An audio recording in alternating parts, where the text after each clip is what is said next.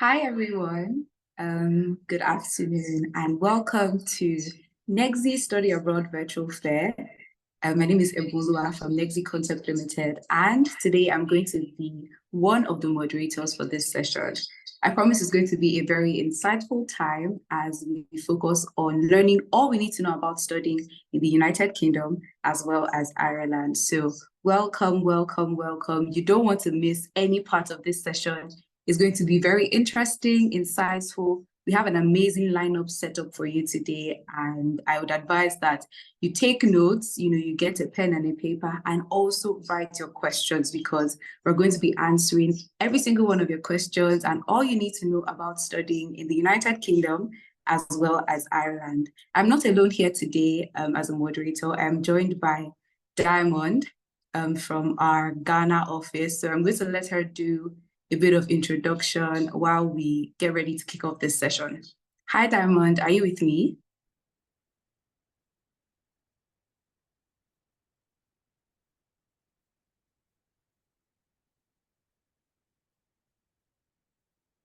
Hi, Diamond. I can see you, but I can't hear you.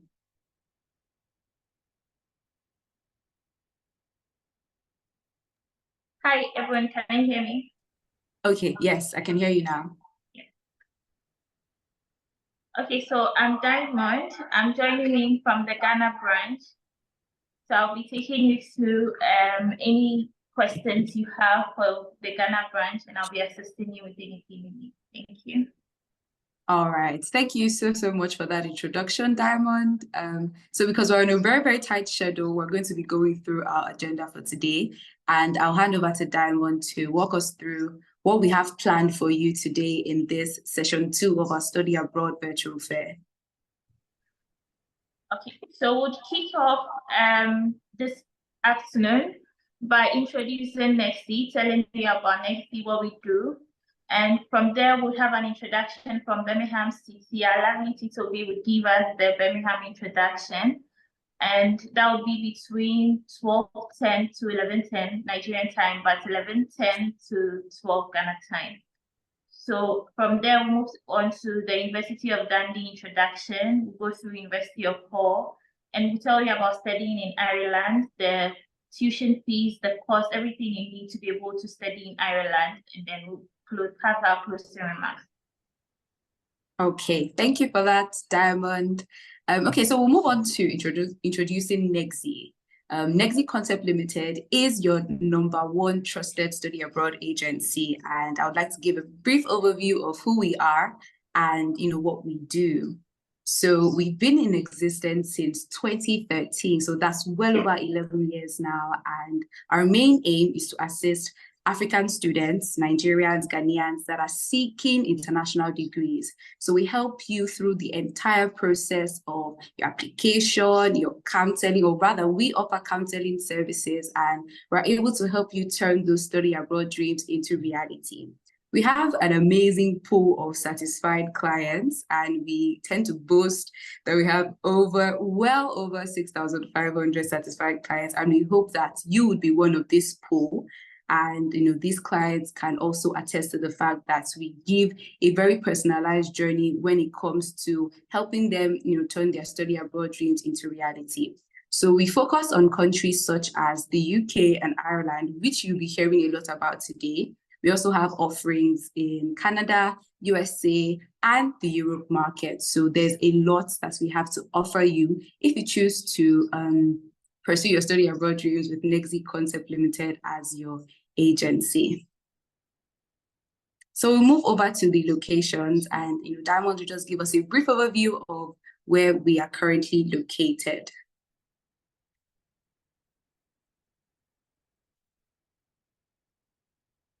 Hi, Diamond. I'm not sure I can hear you. Sorry, so we have 4 locations across Nigeria and Ghana. We have the Lagos location, which is at 7 Alabi Street. We also have our Abuja location. We have Port Harcourt, and in Ghana, we are at Accra on the Oxford Street.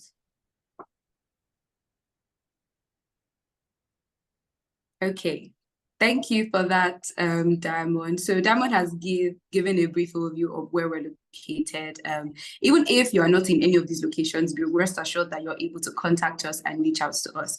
And along the webinar, we will be displaying our contact information so that you can reach out to us for any inquiries that you might have. Okay, so we'll move over to an outline of the presenters that we have today. I've introduced myself as Ebunlua. I work as the Admin and Liaison Officer at Nexi Concept Limited. My co-moderator here is Diamond, and she is a student recruitment advisor at the Ghana office. We have an amazing lineup of presenters for you today. We have Mr. Charles McGee that will be talking as a representative of Birmingham City University.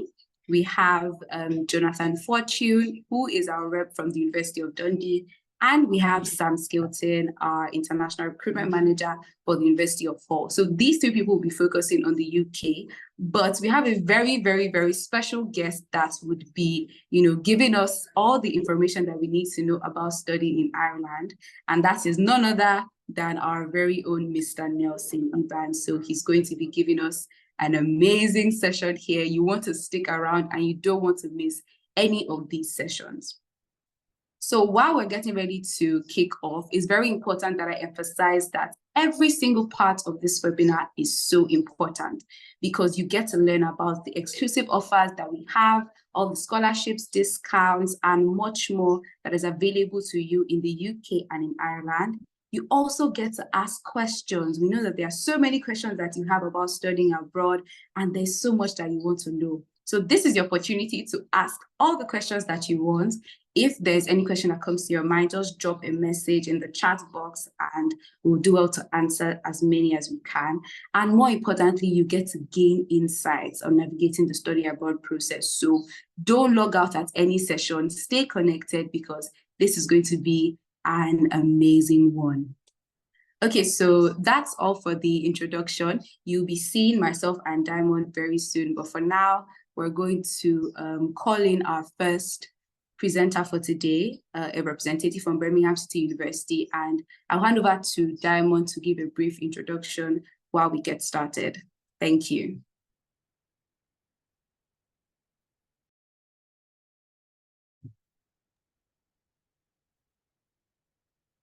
Hi, so from Birmingham City, we'll be having Mr. Charles Maji, the International Regional Manager, to take us through.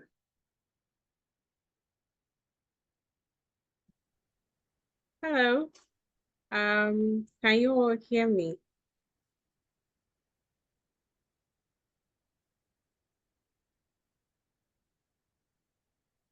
Hello? Hi. Oh, okay.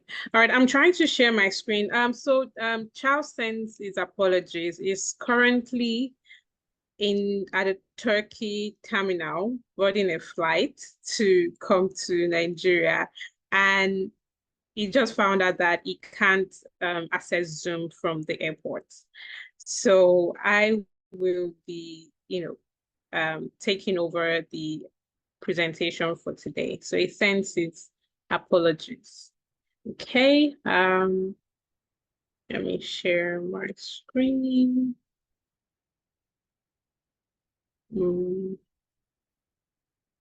Yes.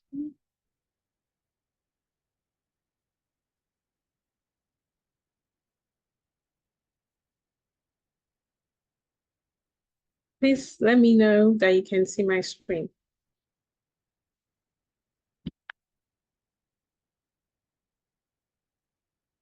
Can you see my screen? Yes, please, you can see your screen. Okay, thank you. All right, thanks for having Birmingham City on this webinar today. I am Tito B, and I'm the International Recruitment Officer covering Africa. And we'll be talking about, study abroad today with focus on Birmingham City University. Charles, like I said, already sent his apologies for not making this, and I myself will be taking over. So starting with, what are the advantages of studying in the UK? I'm sure Nexi goes over this almost every time, trying to tell, their clientele on the quality of education, the diverse courses, the top universities that you find as well. And okay, I'm trying to remove this one. Okay, yeah. Then you also find short courses, as well as the culture as well in the UK. It's really all inclusive. You actually, especially in Birmingham, when you actually find a lot of people from all over the world. We have a very large alumni base and international student base. There are work opportunities. Birmingham on its own, it's the second largest city in the UK, right after London. So there are a lot of opportunities for international students and even for people that are actually studying or living in Birmingham. And there's a strong support system for our international students as well. And just like I mentioned, we're the second largest city. We're centrally located in the UK, right in the heart of England. We're 80 minutes by train to London, and we're one of the few universities that can actually boast of our own international airport. Few cities more like that can boast of our own international airport. A very vibrant and cosmopolitan city, I must say, and we're still holding to the sometime. Sorry, I don't know if you're sharing a screen. What we can see is just Zoom. I don't know if you're trying to share your presentation, but we can't. There is oh my God, no way. Okay. So there is a presentation I've been sliding through. No. Okay. Pardon me, new share. Let me try it again. Okay. What about now?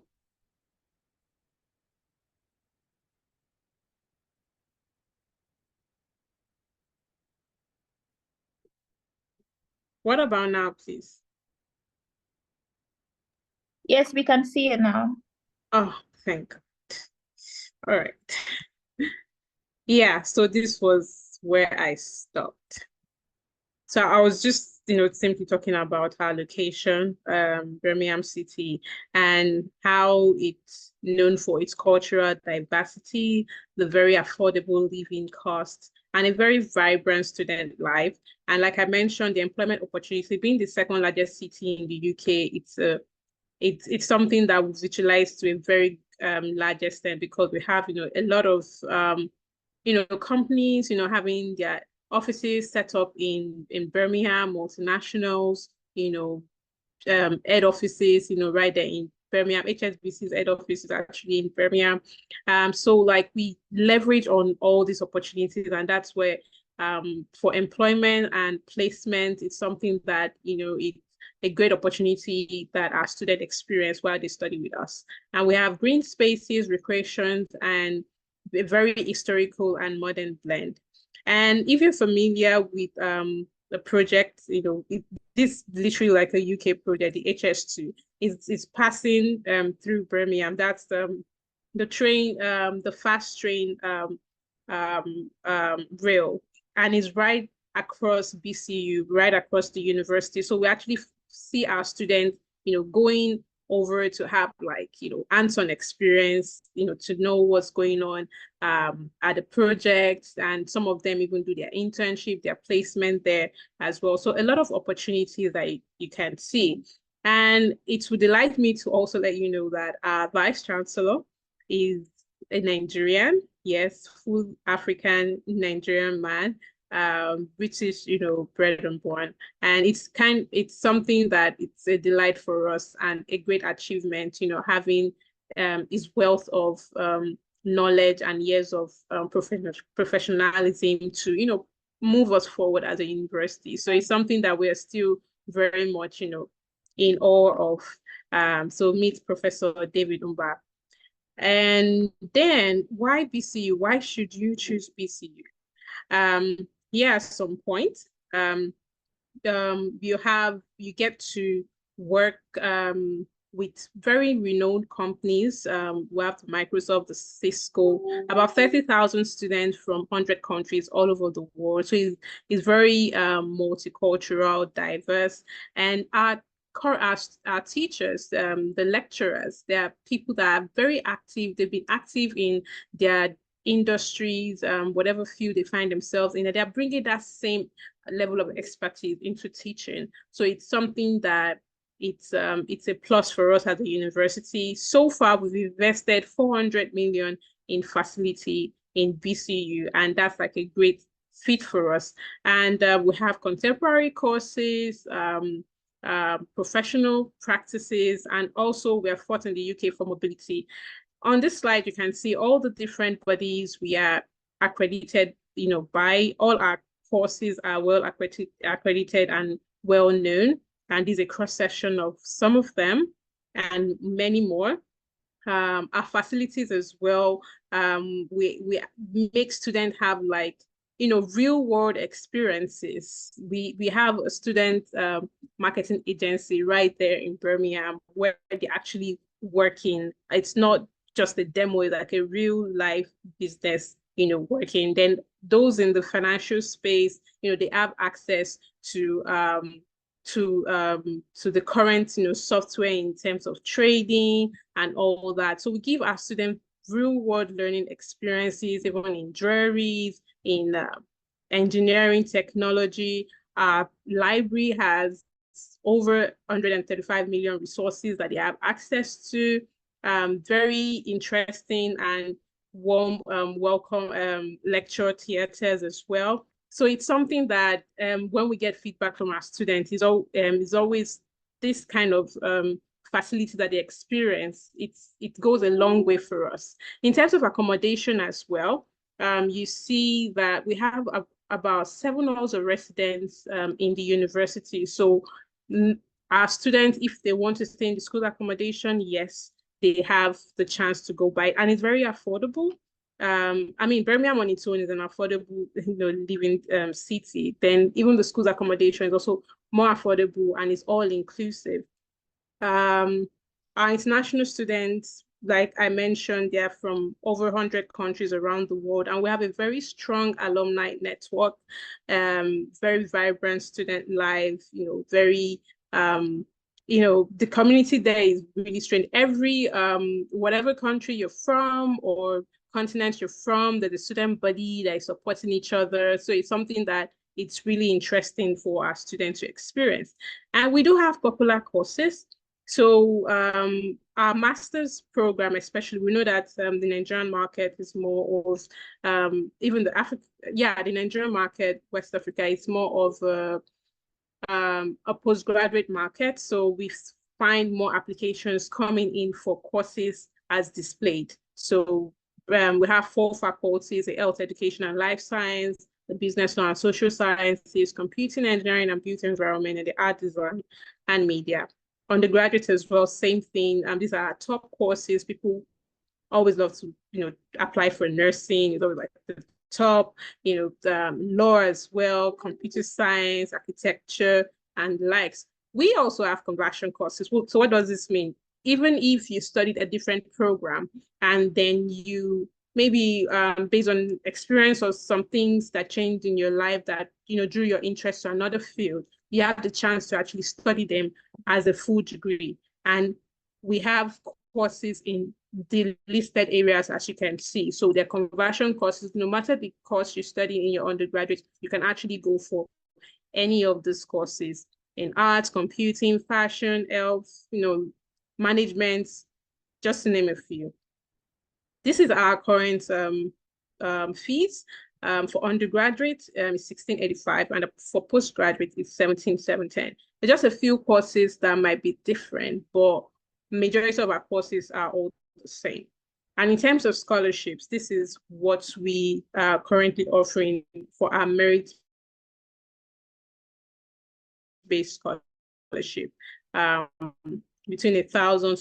This is our application process for our student journey. You start with providing your documents, file the application. NEXI does that, get the unconditional offer, meet the conditions, pay the deposit. Our deposit is £4,000. With £4,000, you can go ahead to apply for your visa. And in the precast process, you have to, complete the precast interview, once you get your CAS, you can apply for your visa. And while you're in that process, you make sure that you complete your online enrollment before you appear, before you travel and appear on campus. And by the time you appear on campus, you're expected to have sorted 50% of your tuition fee, which you already paid 4,000 out of. And then you have up to 6 installments to actually pay up the remaining fees as you like. And I just went through. So this is all we need for you to get your confirmation of acceptance of studies. You pay your deposit, you complete the interview, provide your bank statement, and then your TB test.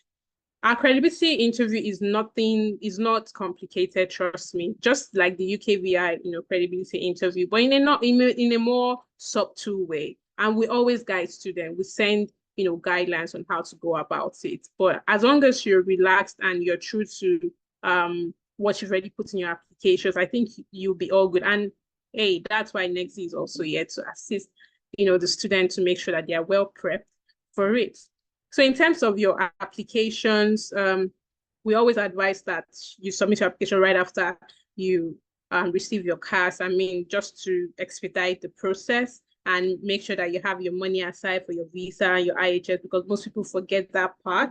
And, once you get your visa, you need to update and upload it on your MySRL, which is a portal that all our students will have to manage their applications. And then, yeah, so that's it. Then, well, just a few tips about when you're coming, which I know is something that NEXI would normally, prep their student for.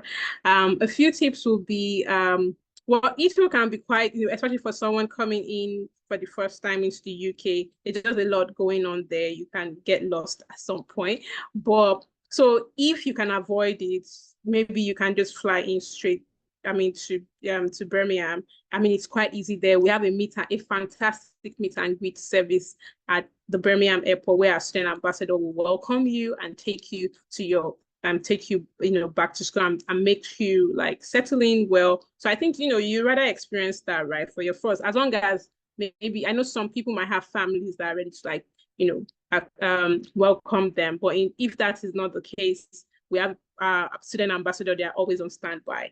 And also, when you're booking your flight, try not to transit through the EU because you will need a transit visa. So if you don't have that, you'll probably be sent back as well. But for Turkish and Qatar, you can actually fly directly. And when you're booking your flight, you make sure that it's BHX you see, because that comes to Birmingham, UK, because it's not only Birmingham, UK that exists when you're booking flights. So watch out for that. And our orientation starts second week in September. And make sure, like I mentioned, the 50% of your fee has to be paid by physical enrollment. And then, yeah, so that's it.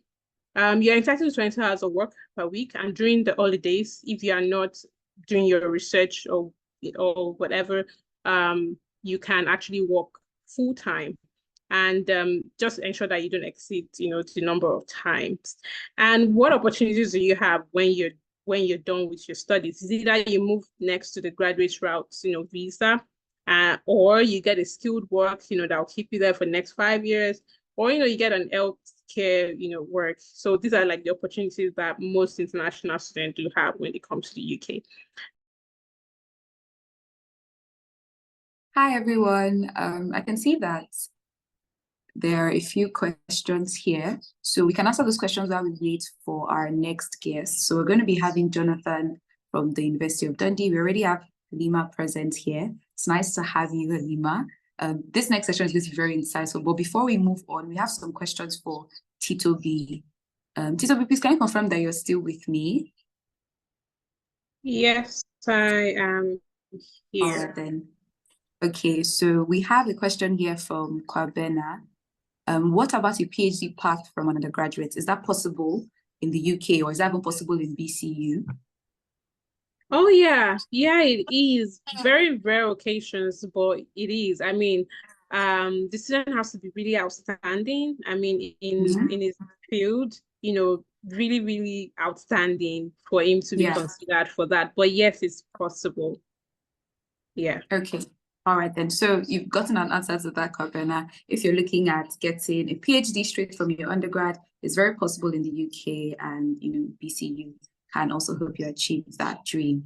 I have a question here from Bob. Will University of Southwold be presenting? No, but the good thing about this webinar is that for schools that are not present here, you can always reach out to Nexi Concept Limited to help you answer your question and also process your application if you're interested in studying at the University of Southwold. So you're in safe hands. We'll be dropping a link in the chat very soon for you to send all your direct inquiries so that we can take it up from there. Okay? So we have another question. I want to know more sorry, about everyone. Jonathan can't unmute himself. He's in the meeting already, so can you just make him a co-host? All right, Thank you. We'll do that. Thank you so much, Helena. So we have the last question for Tito here before she goes and before we move over to Dundee. Oh, someone gave you a compliment. Love the Birmingham presentation, looks attractive. Oh, wow. That's amazing. Thank you. Thank you, Tito, for your attractive presentation. So we have a question here. I want to know more about the scholarship plan for international students.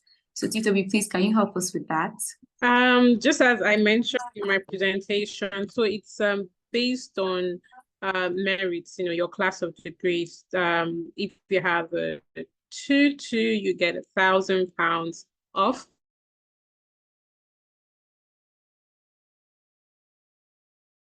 First class, you get 2,000. That's our current scholarship offer for now. Yes. I hope that. Yes, thank you for that. So if you have any more questions for BCU, feel free to drop them in the chat. We would attend to them as soon as possible. However, right now we're going to be moving on to the next presentation for today. Thank you so much, Titobi, for your time. Thank you for the amazing and attractive presentation. And do enjoy the rest of your day. Thank you.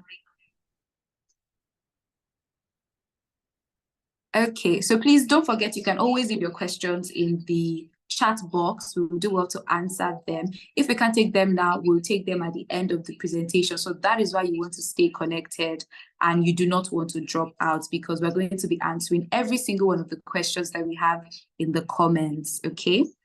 So we'll move over to the University of Dundee. Please, Jonathan, can you confirm that you can hear me, please? Good afternoon. Yes, I can hear you. Can you hear me? Okay, thank you. I can hear you loud and clear. Good afternoon and welcome. It's a pleasure to have you here today. So without further ado, I'm going to hand over the mic to you now so that you can take on or go on with your presentation. Thank you. Okay, thank you very much. It's great to be here. Nexi are a trusted partner of the University of Dundee and very good friends of ours. So it's always a pleasure to conduct any activity with you. So before I begin, I'd like to introduce myself. My name is Jonathan Fortune, International Officer at the University of Dundee, and I'm joined today by my colleague Halima. Hi Halima, do you want to say a few words? Hi everyone, my name is Halima, as Jonathan mentioned, and I'm the West Africa Recruitment Officer, and I am based in Lagos, Nigeria. Great, thanks very much, Halima. So I have a presentation that I will go through. If it's okay with yourself, Halima, I'm happy to present and perhaps you can catch any questions that come through as I'm speaking. Sure. If you just give me one moment, I will share my slides.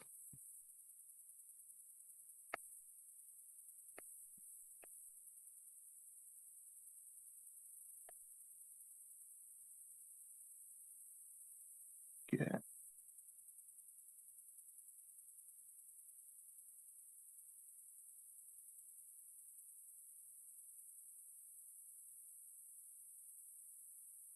So I think, does the presentation show, but just not in full screen yet?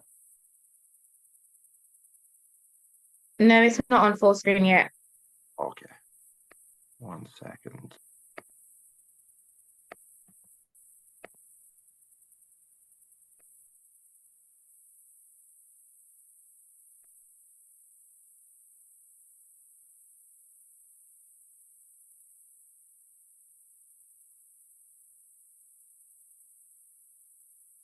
Let me just try and find There we go.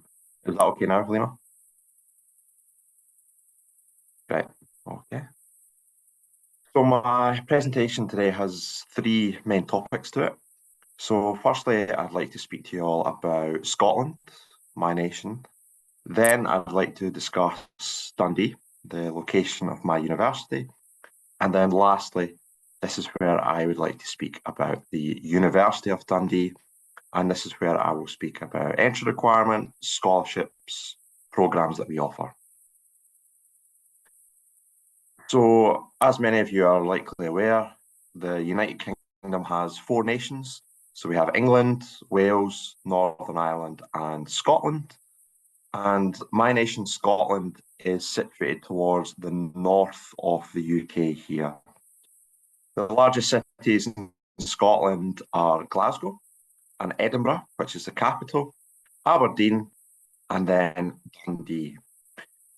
Scotland has a population of around 5 million people, which I realise may be quite small in comparison to the population of Lagos, for example. But Scotland, as a country, we're very famous for our natural environment. We have tourists that come each year to see our mountains, our islands, our rivers, our lakes. So we're very famous for our natural scenery, but we also have thriving cities as well. So for myself, when I last visited Nigeria in October of last year, I flew from Edinburgh to London and then London to Nigeria and did the route in reverse coming home. So for students from Nigeria, I would say it is likely that you will travel in a similar route. But it is also possible to perhaps go to maybe Amsterdam and then get a direct flight to Edinburgh. And Edinburgh to Dundee takes around about 1 hour. And here's a nice image of Dundee. So National Geographic, Vogue, Condé Nast and Skyscanner have all said that it's a must-visit destination. And as I mentioned, Scotland is very famous for its natural environment. And one of the great things about Dundee is you have city life, but nearby, this is where you'll find nature reserves, forests and beaches, mountains. And there's also a couple words on screen here, lochs and glens.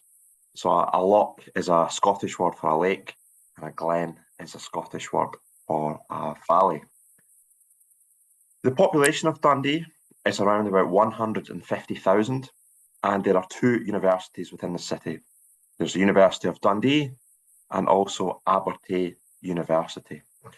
So because of that, around 1 in every 7 people in Dundee is a student, and there's a real close-knit community feel to this city. You can walk down the street and perhaps see people from your classes, people you play sports with, people you share halls with. You don't feel like 1 in a million at Dundee. And as for rankings, the university has been given a 5-star rating by QS in all categories, and we were ranked a top 30 UK university by the Daily Mail. And here is a nice aerial image of the university. We're situated right within the heart of the city, so we're around about a 10-15 minute walk from Dundee's shopping malls, cafes, restaurants, bars, etc. We have around 13,000 students on campus, and our students are from all over the world. We have students from West Africa, from East Africa, from South Asia, from Southeast Asia. So it's a very diverse, cosmopolitan student community. We have over 50 sports clubs for students to join and over 200 plus different societies. On campus, we have accommodation that is guaranteed in year 1 for new bachelor students. And because of the campus's great location within the centre of the city, there's lots of private accommodation nearby as well. So for a lot of our postgraduate students, they decide to live in private accommodation and travel to campus. Dundee is a city that's easy to get around by foot, by bike, by bus, so there's plenty of accommodation options. And both the university and the city cater for people of different backgrounds, different faiths. So for example, on campus, we have a prayer room. Dundee has 2 different mosques. We have shops and restaurants that sell halal food. And one of the many great things about the university is the diversity of programs that we offer. So here on screen, you'll be able to see the academic schools that we have. So we have the Duncan of Johnson College of Art and Design. We have the Business School. We have Dentistry, Health Sciences, Humanities, Social Sciences and Law, Life Sciences, Medicine, and Science and Engineering. And all of these schools offer programs at the bachelor's level, master's level, and PhD level. So there are many different programs that can be studied at Dundee. And typically we have 2 intakes. We have September and January, with September being the next one coming up. As for requirements, so for our bachelor's programs, we accept many different qualifications. We accept A-levels, we accept IB, we accept WIEC, Foundation Pathways, US High School Diploma. There are many different qualifications that can be used for entry. One useful thing to do is on each course page for the University of Dundee, you can see the specific entry requirements as per each curriculum. And for our postgraduate programs, our masters are typically 1 year in length. And usually we look for students to have a bachelor's degree with a GPA of 2.5 out of 4 or equivalent. English language requirements. We accept many different English language tests, but for many students from Nigeria, they will not have to take an English language test if they have a C6 in English in the WIEC that is within 10 years. And we can also accept MOI agreements, medium of instruction agreements.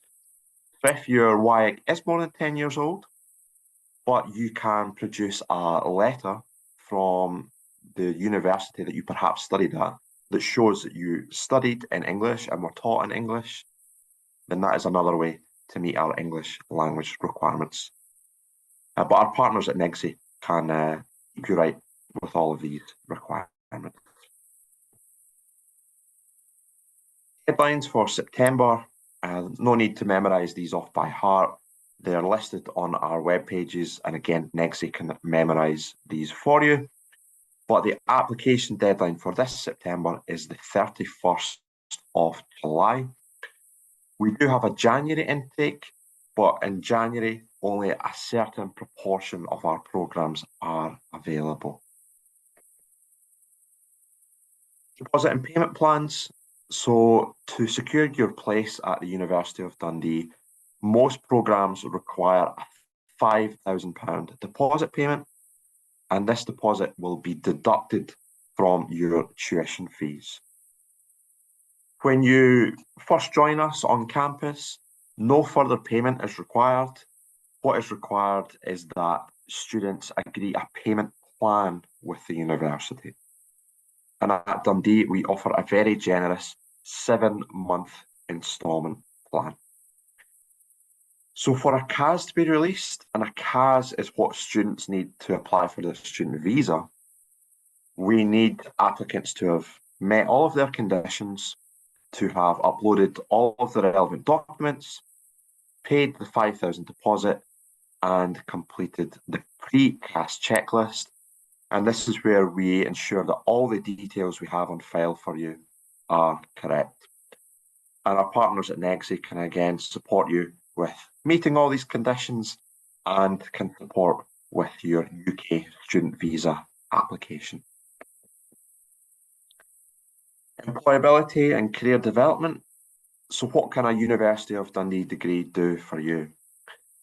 So previously, we've been ranked #1 in Scotland and top 10 in the UK for career prospects. Furthermore, the Complete University Guide ranked us as #2 in Scotland for graduate prospects. We have a career service that is available for life.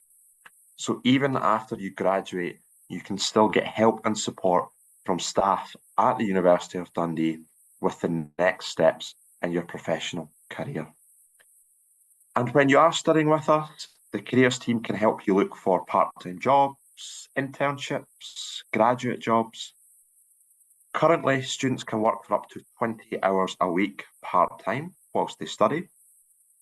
And upon graduating, students will have the option to apply for the UK's post-study work visa, which allows students to live and work in the UK for 2 years after graduating. And if you've studied a PhD, that will be 3 years after graduating. So students can perhaps study at Dundee in Scotland, then apply for the post-study work visa, and then locate to another part of the UK for employment. Maybe that will be London or Manchester or Belfast or Birmingham. The visa gives that flexibility. And for students studying any of these 1-year business conversion masters, we have an 8-week internship included as part of the programme, and that's with our partners at Pagoda Projects. Tuition fees. So on screen, we have our typical tuition fees, and these are the figures before scholarships. I'll discuss scholarships just after this.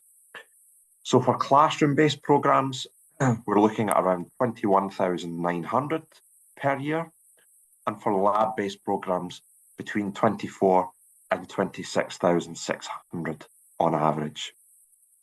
The best thing to do is to look at the course page for the programme that you are interested in for exact fees, but to give you a rough idea, here are our tuition fees before scholarships.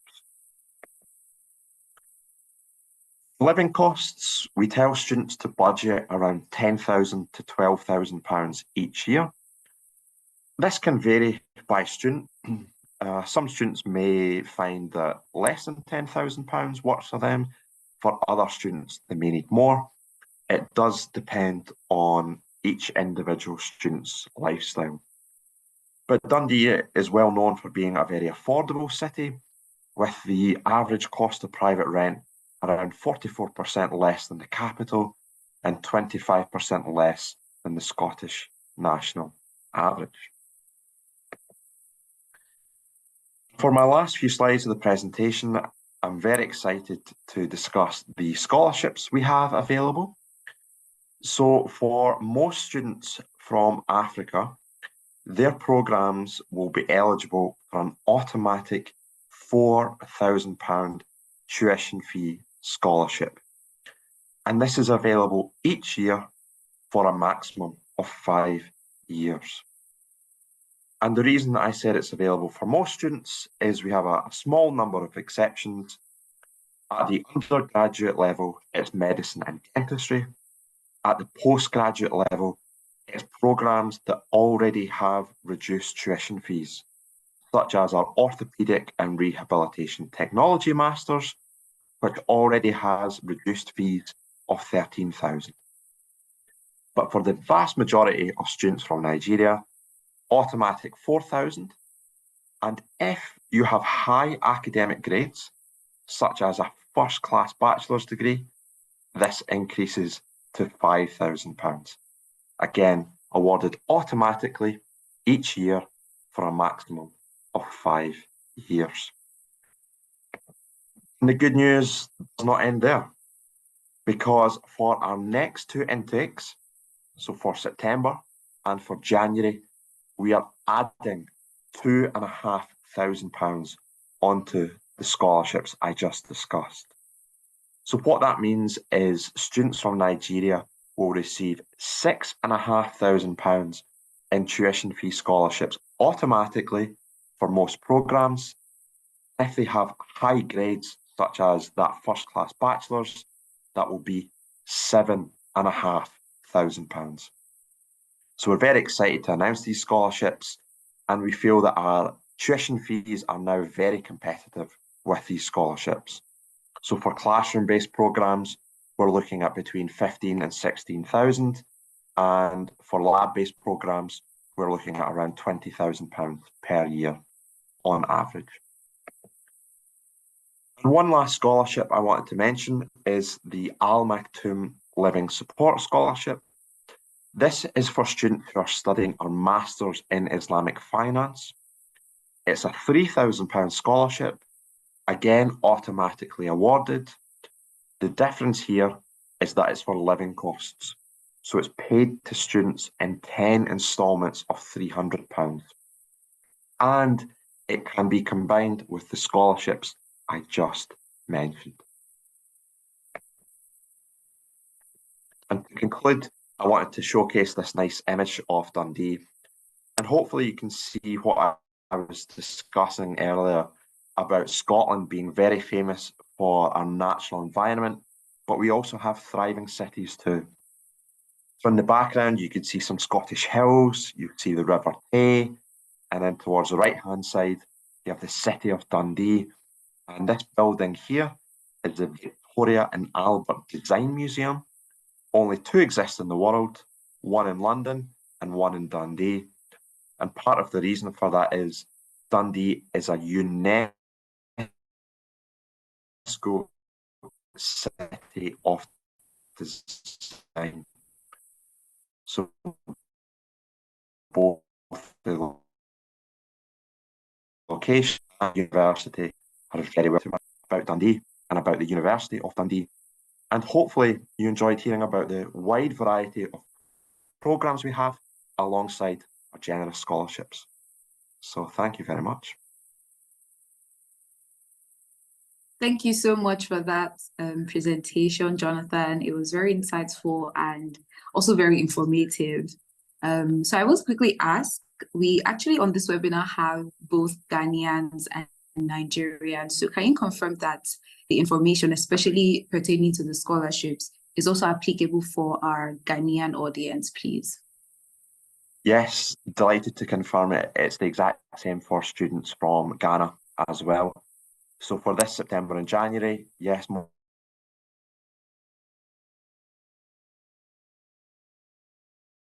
scholarship, 7,500 for those that qualify for the merit-based one.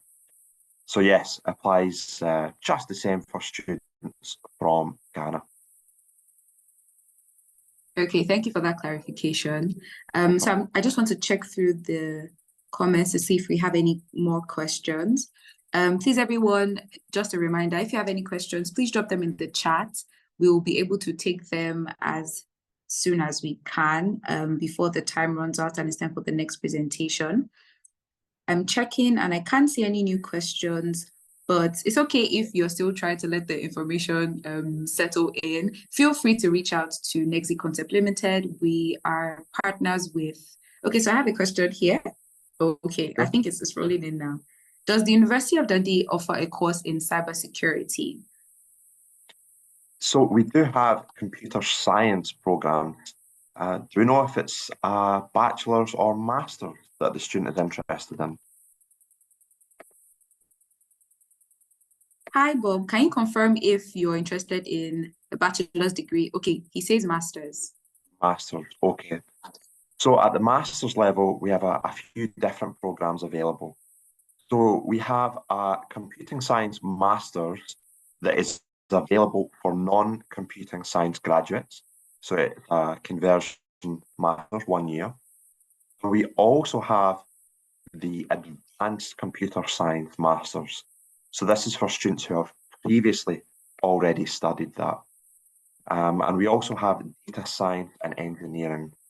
So to answer the question, we do have computer science programs available, but at the master's level, we don't have ones with cybersecurity in the degree title. It may be covered as part of the degree, but it's not listed as being in the degree name. Okay, thank you for that. Bob, if you have any further questions on this, please feel free to reach out to us and then we would advise you accordingly.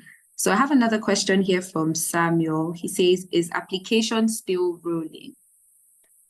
Yes, that's a great question. So for our next intake, we are accepting applications up until the 31st of July.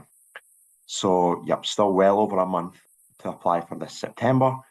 And then if you're interested in a programme which begins in January, then yes, we're accepting applications for many months to come.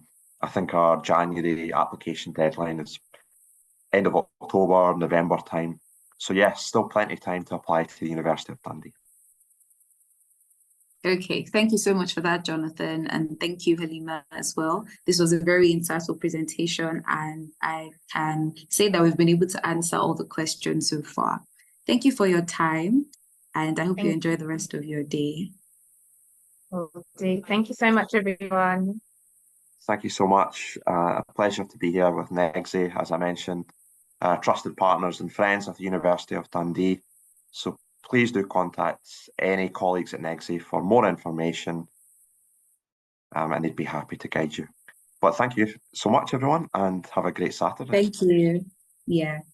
Thank you. Okay. So far we've been having an amazing time. I hope you still have your questions coming. We still have ample time to be able to take your questions about studying in the UK and also Ireland when we get to that part of the presentation. So please keep your questions coming and we'll do well to answer. If you also need any further clarification, just drop it in the chat and we will attend to the next part of this webinar. We've had representatives from Birmingham City University as well as the University of Dundee.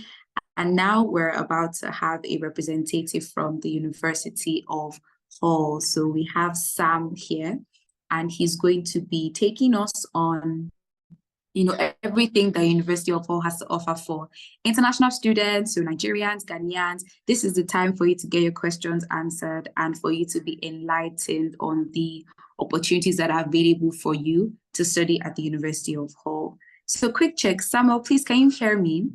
Hi, I can, yes. Yeah. Okay, great, fantastic. So I'm just going to be handing over to you to go on with your presentation. Thanks very much. Okay, I'll just share my screen.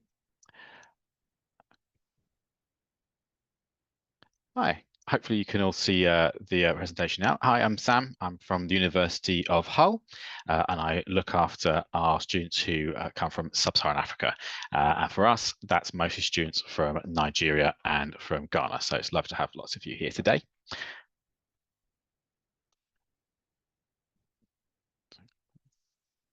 So where is Hull? So Hull, perhaps not the most well-known city in the UK. Lots of people do know where Manchester is, though. So if you draw a line sort of from where Manchester is over to the east coast, you roughly end up where Hull is. We're nicely well connected, though. So it takes about 2 hours to get to Manchester by train, 2.5 hours to get to London. Nearest airport for us is Humberside. That flies just to Europe, though. So most of our students will come into Manchester and then come across by train or bus from there. So nice and easy to get to. The city itself, it is one of the most UK's talked about destinations in the UK. It's known as very friendly and affordable than other larger cities in the UK. It's got a really good cultural heritage and a fantastic place we call Old Town. But then you've got newer parts of the city centre. The area that's immediately around the university itself is very student focused. It's quite lively. There's a good mix of bars, cafes, restaurants, shops and things like that that cater pretty much purely just to students. So it's a nice place to come and live and study and perhaps do a little bit of work alongside it as well. As I said, we're a very affordable city. So we're the most affordable city to study in the UK. So you get a lot more from your money. So rent on average in Hull is 76% lower than it would be in London. And you can get things like meals for half the cost it would be in London. Gym memberships are significantly less, cinema tickets. So for students who have concerns about the cost of study and are wondering about how they can afford the actual living in the UK, it is a very affordable place to come and live, and you should be able to spend a year here studying more than comfortably give on the minimum requirement that you need to have for your visa. We have been around for a while. We're one of the oldest universities in the country, 14th oldest in England, founded in 1927, so we're very close to our 100th anniversary. At the moment, we've grown significantly since then. So now we have 15,000 students, and about 3,000 of those are international students, the largest group of those being Nigerian. With the Ghanaians being amongst the top 3 largest groups as well. We have about £300 million worth invested in the campus in the last few years. So that has included entirely new buildings like our medical building and some of our accommodation, but also refits and refurbishments to our older building as well. The newest building that we've put together is the building that hosts our AI and data science courses, and that opened last September. Sorry, I've got to put over. I have a little helper with me. He has to go back to his mum. There we are. So everything you need is in one place. We have one campus. So students go to lectures, play sports, tutorials, lunch on the campus they want. We've got a very good gym. We've got a fantastic library. We've got a pub on campus, a nightclub, shops. Our accommodation is on campus as well. It's monitored 24 hours a day, 365 days a week by our security team who are there to help.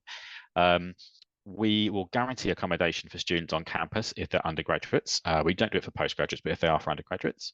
And it's a nice campus to walk around. It takes about 20 minutes to walk from one side to the other.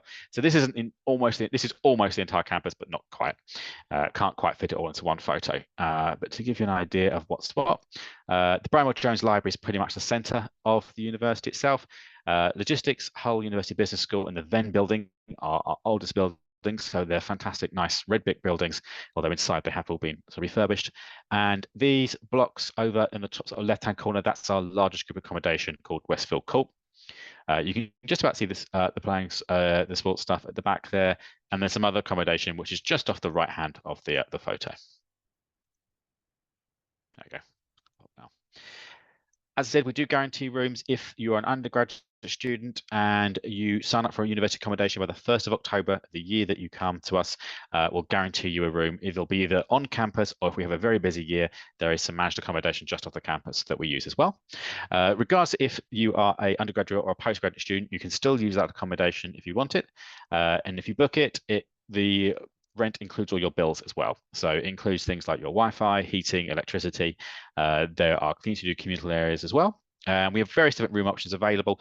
So we have ensuite rooms, shared bathrooms. We do have a few studio flats, so those sort of private flats for just one student. But most students will have a room in a shared flat, which they will share with between 4 and 8 students from the same study level as they are. And there is also a very wide range of private accommodation available just outside the university campus. Hull has been quite fortunate in the last few years that we haven't experienced the same issues as some other universities have with shortages of accommodation. We have plentiful accommodation available in the around the university and at very cheap rents as well. But these are the on-campus accommodation we offer. So we've got Westfield Court, Courtyard, and Taylor Court. Taylor Court is the most popular one for postgraduate students. It starts from £167 per week, and that will be a room in a flat with a shared bathroom. This just gives you a sense of what our rooms look like. So this is Westfield Court, for example, which is our newest accommodation. So that's the kind of room, and this is the sort of the kitchen and living space you'd share with the students who live with you. And this is the Courtyard. This is Taylor Court. So Taylor Court at the cheaper end. Major differences: slightly smaller bed, more basic furniture, but the general setup is there's a bed, a place to study, and a place to keep your stuff. And then you'll have a kitchen space. So outside of our immediate sort of the academic teams will work with you on within your actual course itself, there is a very large set of central teams, mostly based out of the library, who are there to support you whilst you study. And the key ones in that, I would say, are you've got your academic support. So that is your personal supervisor. So they're assigned to you when you start your courses, and they stay with you through the duration of it. They're there to give you advice and feedback and guidance throughout the year. Backing them up, you've got the skills team based in the library. They'll help you develop academic and digital skills, support enhance your studies and research. That covers things like writing, referencing, resource discovery, analysis, presentations, ICT skills, and they deliver that in a number of different ways. So we have got various sort of online training resources you can go through in your own time. We do group training sessions, and we do one-to-one ones. That's all included within your tuition fees. There's no additional cost for it. It's just there as in when you need it. You just have to go and ask for the support, and they'll provide it for you. Our careers team is very good, and again, they're happy to work with you from the moment you enroll with us. They do things like practice interviews and tests. Again, they provide one-to-one advice. They can do advice on business startups if you want. There is a good online job search for work experience and internships. They run what's called the Hull Employability Award, which is a structured program where you work through a series of projects to show employers that you kind of have the kind of skills they look for, and we kind of verify that you've done it.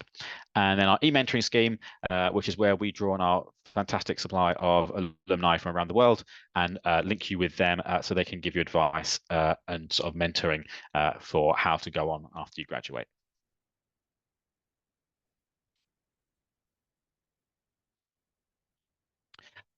Importantly for international students, we have got our visa immigration support team. So they're there to help advise you and make sure that you stay within the limits of your visa. This is the only team that is able to give you personal advice on your visa. So myself, other staff within the international team and around the university, we can give you generic advice on visa requirements for the UK. The visa immigration support team are the only people who will be able to advise you on your particular circumstances. So they're there to support you from whilst you're applying, and you're applying for your CAS and your visa now, but also whilst you're with us. If you have any issues with your visa, or you've got questions about what you're allowed to do or not allowed to do, and how it would work as well if you plan to stay in the UK after you study. So if you're planning to make use of the graduate visa scheme, how that works and what you need to do to go through that. They are contactable via the application portal and then via the student portal, which is how they prefer to do things usually, because they like to see documents in front of them and that kind of thing. Alongside the university, we've got a fantastic students' union. So students' unions are very common in the UK. Sometimes they call slightly different things, but this is a student-run organisation. It serves sort of two purposes. One, it represents the students at the university and their needs and wants. So the presidents who are elected, their positions sit on the parades and the kind of parties it has. On a more practical day-to-day for students, though, it is the organisation that runs the sports clubs and societies and things. So we have about 50 plus sports clubs, 80 societies, which are there for you to join if you want to. Covers a whole range of different things as well. So there's lots of different opportunities to try different sports, different ideas that you might not have looked up before. They also organise the sort of social events for the university. So they have a nightclub within their kind of building and a pub as well. And they organise various things that happen in that as well. And we've had really good representation from our students from Africa within the union in the last few years, holding elected positions and shaping how it thinks and the kind of direction it goes in. The campus itself is only a short walk from Newland Avenue, which is the area that we're in. There you've got things like there are lots of shops and bakers and greengrocers and places to go and eat, as well as large supermarkets. We do have a really good range of international food and supermarkets in the UK now, but there are also some specialist international supermarkets near us as well, who do actual imports from various parts around the world. So if you want that taste from home, it is available. To get to the actual city centre, that's about a 20-minute bus ride. So there you'll find kind of larger high street shops, the things like the train station and main bus station are there as well. So what can you study with us? So we have 4 faculties. So we have Faculty of Arts, Culture and Education, Faculty of Business, Law and Politics, Faculty of Health Science, and Faculty of Science and Engineering. Hull has something like 250 plus courses. Most of our focus is around business and the STEM fields. We don't do much in the way of arts programs. We do music and drama and film, but we don't do things like fine art, for example. But what you see on the screen now gives you a brief overview of the kind of subject areas that we cover. And that's sort of more in that sense as well. Our most popular faculty for international students is the Faculty of Business, Law and Politics, but we're seeing an increasingly large number of students, particularly students from Africa, who across all faculties. I think as a university, our real strength, as historically speaking, has been within our engineering and science courses. It's where our best research is done, but we have got some very good pockets within the business and law, particularly around things like logistics, and politics, where we're well renowned for our research and the kind of students we produce. So on to entry requirements. For undergraduate students, if you have only done the WIAC or the NICO, you'll need to complete a foundation year that's recognised by the University of Hull. our foundation year students are provided by Cambridge Digital, and they for a year, and then you progress onto one of our undergraduate courses. If you've done the one, you've also done national diploma or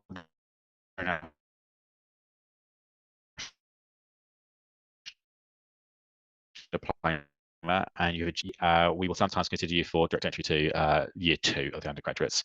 And then obviously we take the sort of range of sort of normal kind of like A-level and A-level equivalent qualifications. So our normal are BBC or B.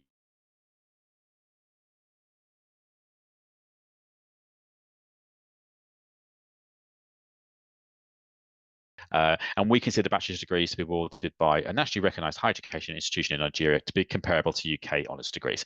So if you've got a 2-2 in Nigeria, that matches the UK equivalent, and that's sufficient for us. For those of you from Ghana, similar again for the undergraduate. If you've done just WIAC or the WIAC, then you need to do a foundation program. Again, if you've done the high national diploma for yourselves, we need a GPA of 2.0. To go into the first year, and again we take the range of sort of UK and international qualifications. We will consider advanced entry on a case-by-case basis, depending on what kind of study you've done beforehand, or if you've got particularly high levels of like kind of work experience and things, but it's rarer. For postgraduate masters, same as with Nigeria, we consider Ghanaian undergraduate degrees to be equivalent to UK. So if you've got the equivalent of a 2-2 for most courses, that will be sufficient for a postgraduate degree, or a 2-1, that's where we need it. The other major requirement for international students is English language. So our default position sort of offering English language is we refer to IELTS. So we ask for a 6.0 with a minimum of 5.5 in the majority of our undergraduate courses. For our postgraduate courses, we ask for a 6.5 IELTS with either a 5.5 in each skill or a 6.0 in each skill, depending on the course. In all those cases, we do also accept WIAC and NICO. You'll need a C6 to be equivalent to a 6.0 in IELTS, and a C5 to be equivalent to a 6.5. There are a handful of courses which need a 7.0 IELTS. These tend to be things to do with medicine, for example, so nursing, medicine, paramedic science, midwifery. In those cases, the only qualification we can accept is IELTS, and that's driven by the requirements of the health providers and people we work with outside for the courses. There is a range of other English language qualifications we do also accept, so you can check our website for that. If you've done A-levels, IB, we can also accept those as well. For fees, these are the fees for 2024. So we haven't published our fees for 2025 yet. They're unlikely to change significantly from what you've got here for 2024.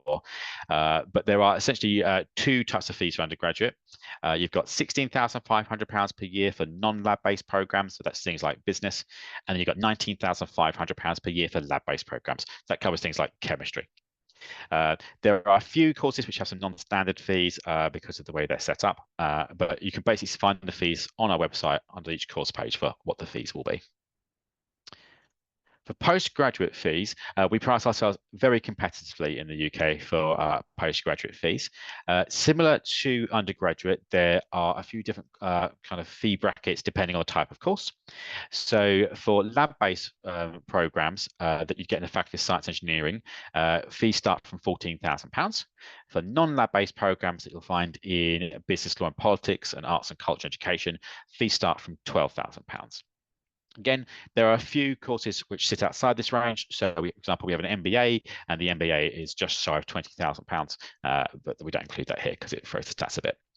For postgraduate research programs, fees range between £17,300 and £19,950, depending on the type of PhD you're doing and the cost of actually running it itself.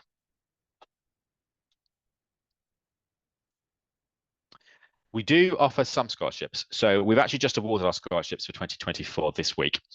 We will announce scholarships for 2025 probably in October, and we will have a small number of scholarships for our small entry admission in January. But the scholarships we most commonly award are our Fair Future Global Scholarship. That's an undergraduate scholarship. It's 50% of the tuition fee for all 3 years of study. We then almost usually will partner with the British Council for their Great Scholarship. That tends to be £10,000 for a postgrad student. Where that gets put is up to the British Council, so not to us. So when we find out, we'll know where that is. And then we have what we call our Global Achiever Scholarship. That is a £2,000 scholarship, and we award that. We've usually got about 17 of those to award. And I believe in 2025, we are likely to be offering some kind of small fee discount to all students who come from countries which are considered low or low middle income countries by the UN, which is just our recognition that in lots of places there are some economic issues. We know that both in Nigeria and Ghana, there are issues in terms of the strength of the currency at the moment. So this is our attempt just to slightly offset that slightly, because we know there are some difficulties at the moment going forward. Fantastic. Thank you so much for that. It was indeed a very, very informative session, and I'm sure that everyone has been able to take something out of it. So I'll just give a few minutes for people to ask their questions. So please, if you have any questions about studying at the University of Hull this September or even in January, this is the time to ask all your questions. We have a representative in the person of Sam, and he's more than willing to take all your questions. So please feel free to drop your questions in the chat box. So we'll just give people like a few minutes to come up with their questions. Thank you.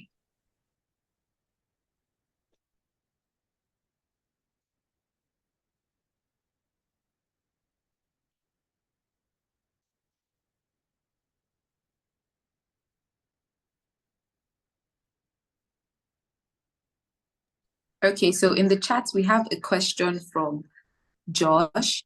Josh is asking, what's the average cost for accommodation off campus? That could vary quite a bit because there's quite a big variation off campus. I know that there is accommodation available which is under £100, so about £90. So that would normally be a room in a shared house close to the campus. In some cases, you might be responsible for some of your bills there. But there is quite a broad range of accommodation. So that would be the most basic accommodation. But there is also things like you can have an entire flat to yourself if you wanted to, and that obviously costs more. But the rooms off campus do tend to be cheaper than the rooms on campus, but they tend to be a bit more basic and you get less sort of support. But yeah, you're probably looking from a range of between about £90 to about £150, depending on the type of accommodation that you're using.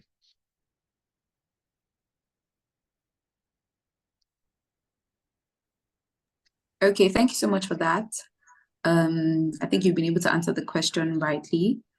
Zuzi says, oh, please, the voice is, oh, I'm not sure if Zuzi heard you well, but not to worry, Zuzi, we would be sharing the recording of this session right after. So please just give us a few days. You would get the recording and all the information that you would need would be there. So you'll be able to watch. And also, if you have any questions after watching the recording, you'll be able to reach out to us and we will be able to give you the right answers.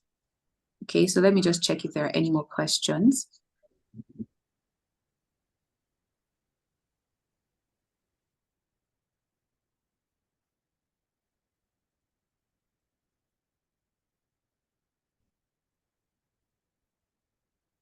Okay, no questions yet, but like we've already established, if you have any question at any point in time, please drop it in the chat.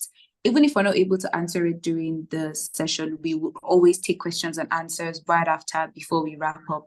Thank you so much, Sam, for the presentation. Correct. It was informative, just like Cecile just said in the chat, very informative. Thank you. We look forward to having more students for the University of Hull. So I'm sure that from this webinar, there will be there will be a pool of interested students that would look at studying at the University of Hull in upcoming intakes. Thank you for your time. Yep. And thank you to everyone for also paying rapt attention. Please enjoy the rest of your day. Thank you.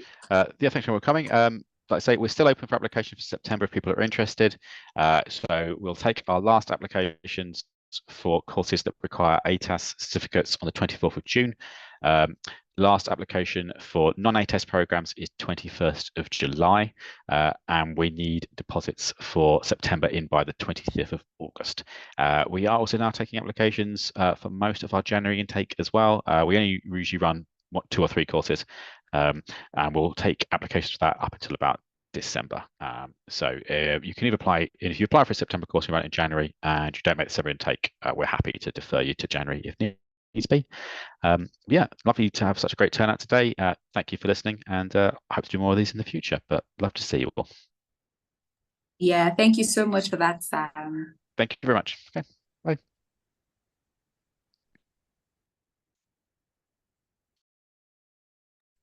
Okay, so far we've been having an amazing time. We've had representatives from Birmingham City University, we've had representatives from the University of Dundee, and just concluded the session with the University of Hull. So these are schools that you can consider if you're looking at studying in the UK this September or next year, okay? And it doesn't end here. So the good thing about working with NEXI is we give you options, all right? So if you're looking at studying at any school that you haven't heard from today, that's absolutely fine. Please just drop us a message on the link that was shared in the chat, and we will do well to reach out to you.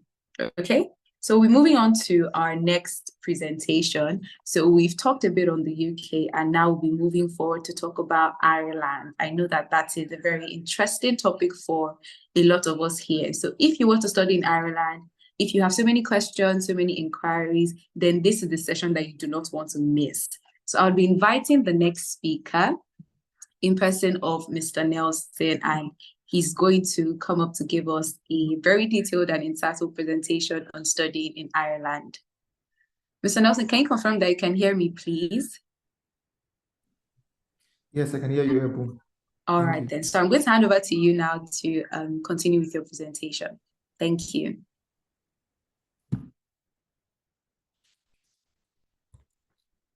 All right, thank you, Ebon. Let me just share my screen.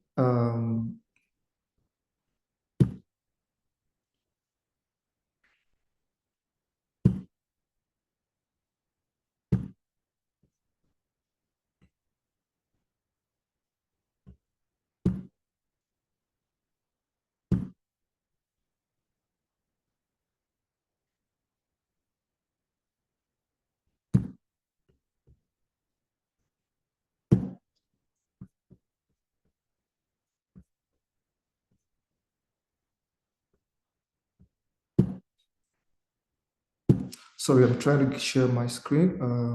Okay.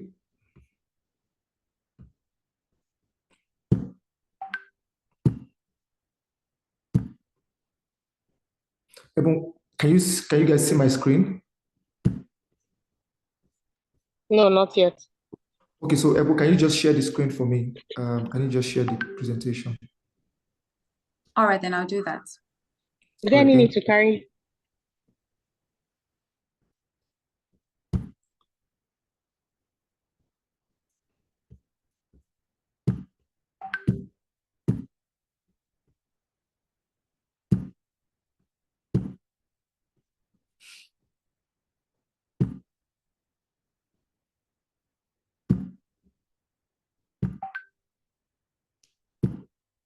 All right, thank you so much. So my name is Nelson, and I'll be taking you guys through the benefits of studying in Ireland. I know we've heard a lot about the UK option, and a lot of us are actually familiar with the UK. I know just few people have information about Ireland, but Ireland is actually a very good destination to study.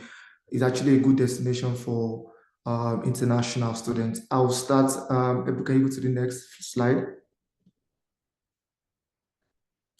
Yeah, so Ireland is actually in Europe, and Ireland is actually not far from the United Kingdom, actually.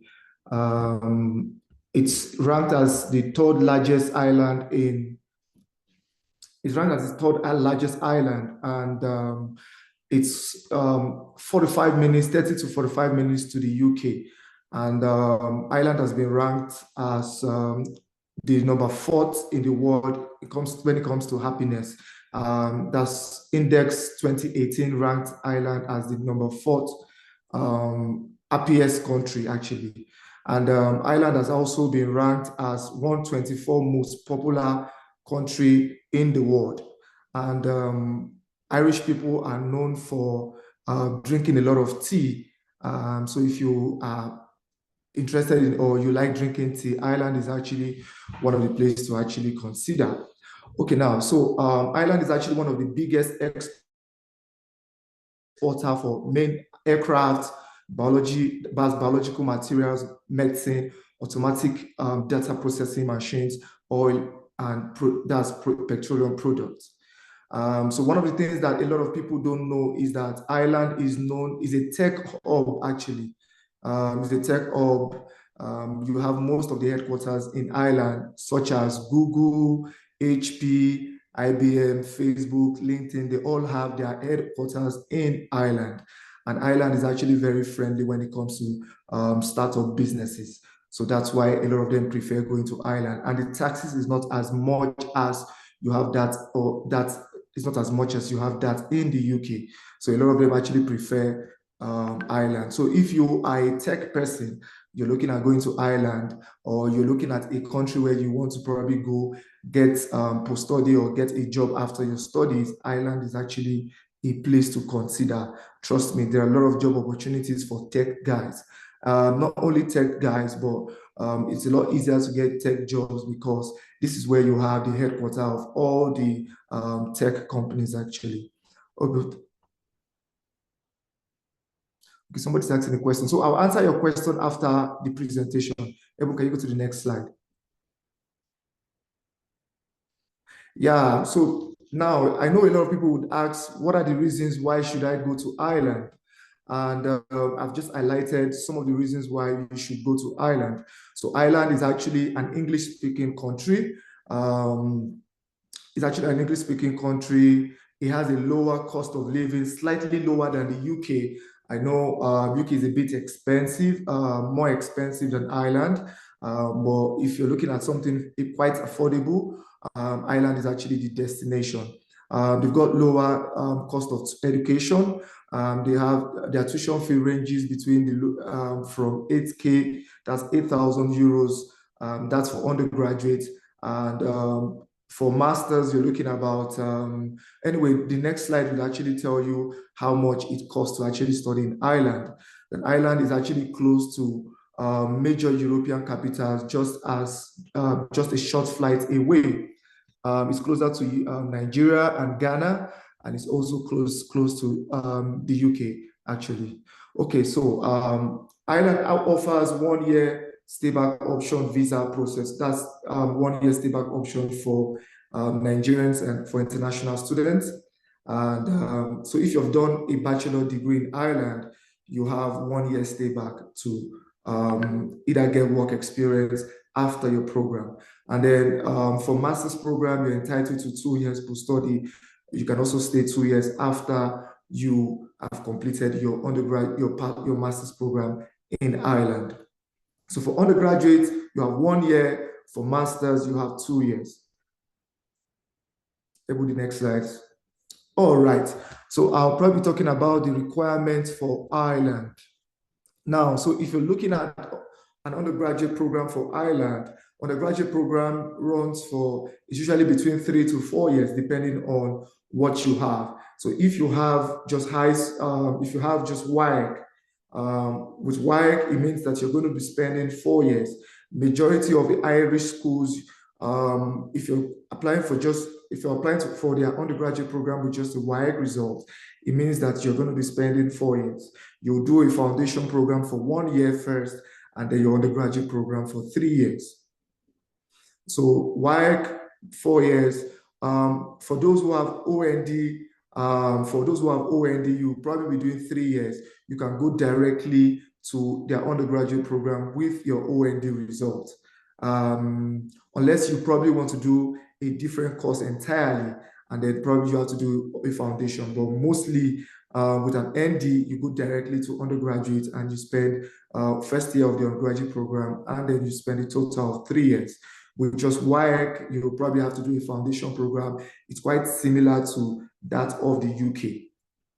Now for Ireland, unlike the UK, you probably don't need to submit an IELTS result, but IELTS is a major requirement, is mandatory for admission for some universities or for some colleges, and a mandatory requirement for the visa. It's important that you submit an IELTS result for your visa application. And so the IELTS requirements for Ireland is, for undergraduates, is 5.5, overall of 6.0, but a minimum of 5.5 in each band. And this is very important. Age factor is also very important. You also need to consider your age when you're going to Ireland, unlike the UK, where they can actually consider you even if you're above 25.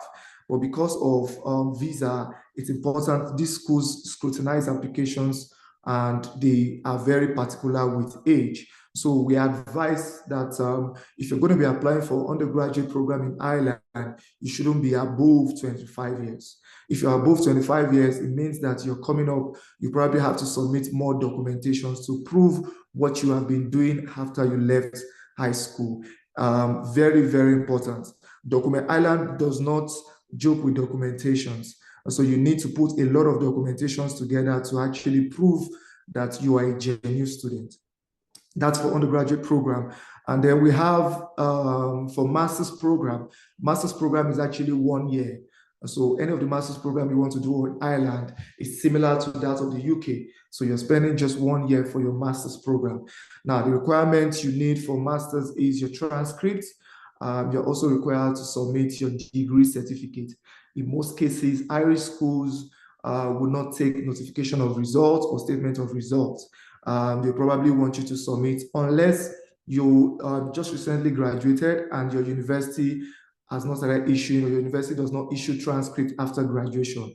Maybe it takes a few years for the university to issue your certificate. Yes, some universities will take it, but in most cases, you need to submit your degree certificate. It's also required for admission and also required for visa application. Okay, we have the next on the agenda, we have the WAEC certificate. That's your high school. A lot of people will say, why do I have to submit WAEC? Yes, it's also a major requirement for applying for a master's program in Ireland. The next is the data page of your international passport. You need 2 references, academic and professional reference. For those who cannot get academic reference, most of the universities will take just professional reference. This can come from a senior colleague, or this can come from your supervisor, or can come from the HR, just to show that you're currently employed in that company and you have work experience. Now, the statement of purpose. Statement of purpose is just like it's called SOP. It's also called personal statement. Personal statement. This means that you have to highlight why you want to study in Ireland, why you have chosen to study that course, why you want to, what are your plans after graduation, and it has to be intentional. So if you're looking at writing your SOP has to be intentional because it's also a major requirement, and this is what the school looks at to be sure that you're a genuine student. You're not just looking for a means to JAPA or a means to travel. Okay, the next is portfolio. There are some courses that requires, not all courses actually, courses like some art courses and some, if you probably done architecture or architectural courses, art courses, maybe some fine arts and designs, you have to submit portfolio for those courses. They are very important.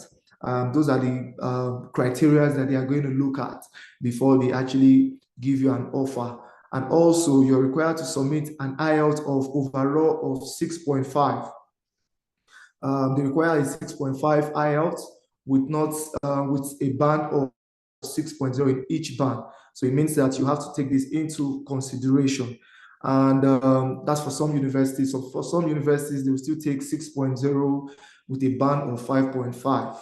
But it's always advisable that you aim at 6.5 and not less than 6.0 in all bands, in each band.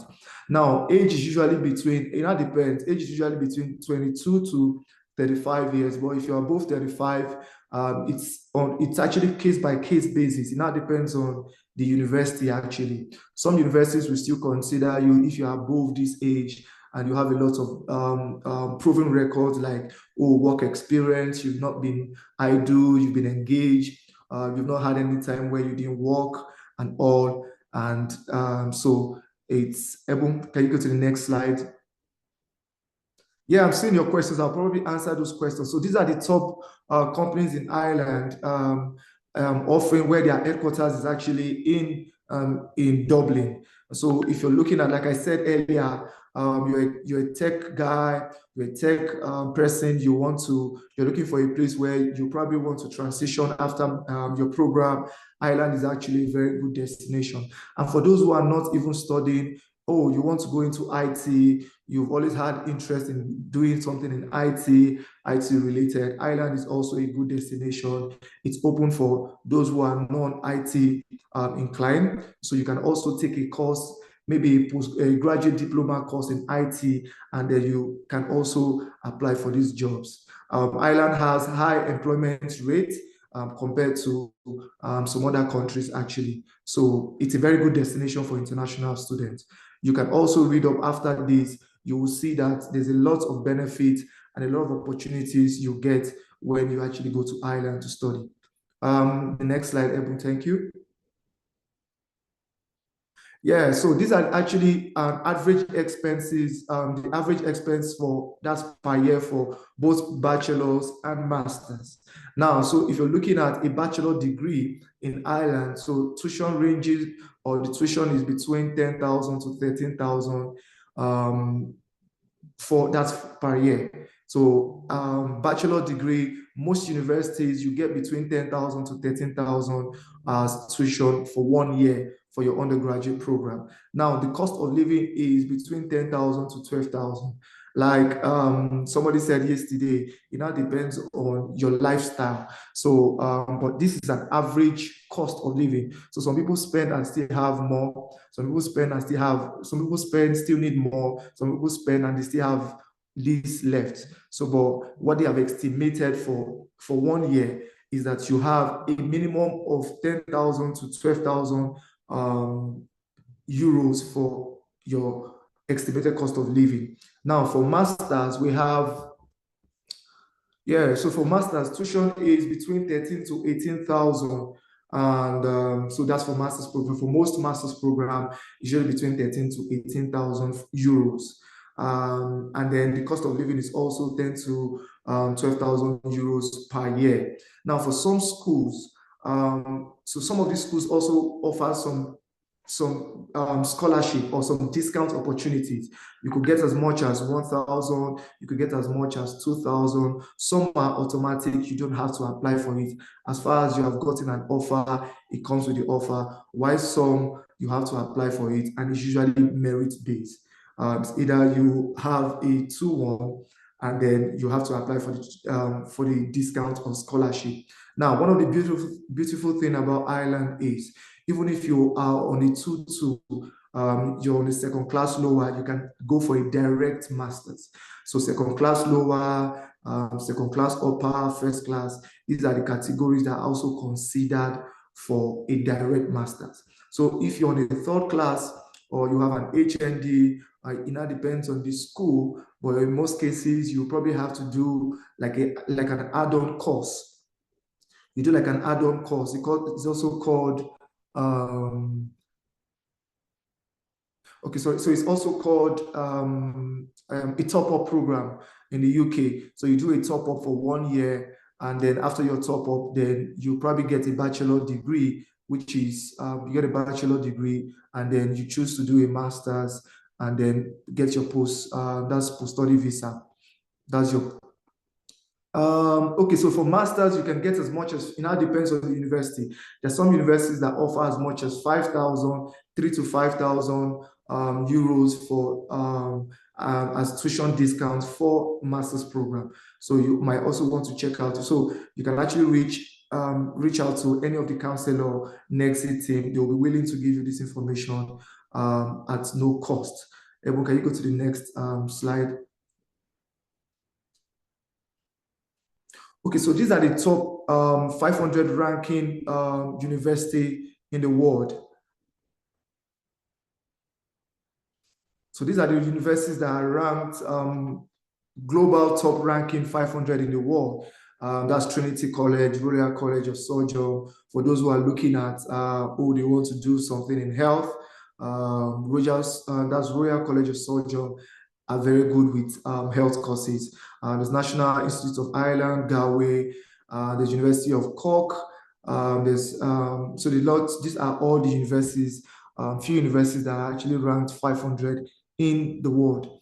Ebu, can you go to the next slide? Yeah, so these are the popular courses in Ireland. So you have business analytics. Under the business analytics, you have business analysis, you have data, you have statistics, you have software studies, you have finance, you have financial analysis, you have financial trading, you have investment, you have finance banking, and you have corporate banking. There's also big data. These are IT-related courses, intelligent data capturing, mathematics, mining, program statistics. These are all courses these are popular courses that you can actually consider if you want to study in Ireland, and they are also under critical skills. So critical skills. So you have pharmaceutical sciences, you have physiology, you have pharmacology, toxicology, and you have construction, that's site management for those who are architects, for those who are site engineers, for those who are civil engineers. So you can also come and do something in this field. Ebu, can you go to the next slide? Okay, so these are fast-growing industries in Ireland. So you probably might be interested in any of these industry. These are industries you can also consider in Ireland, popular industries that people get jobs into. And trust me, it's a very good place to actually go to if you're considering this option. Can you go to the next slide, Ebu? Okay, so these are just the salaries you can actually get if you are going for any of these industries. This are just an idea of what you'll probably be getting if you consider any of this industry. Hospitality, accounting, information technology. Ebu, can you go to the next slide? Yeah, business management, aviation, business analysis, or business analytics, piloting, that's business managers. These are all job salaries you can get per hour. Can you go to the next slide?